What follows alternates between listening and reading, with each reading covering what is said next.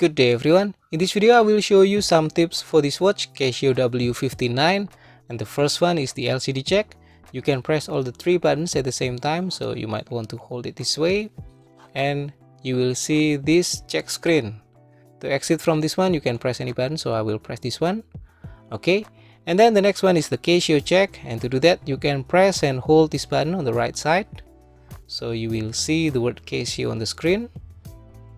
Okay, and then it might change the setting for the time format, so you want to press this once more. Okay, and then next is the alarm sound check, so we need to move from this timekeeping mode to the alarm mode by pressing this button. Okay, AL, and then press and hold this button on the right side and it will give a beeping sound.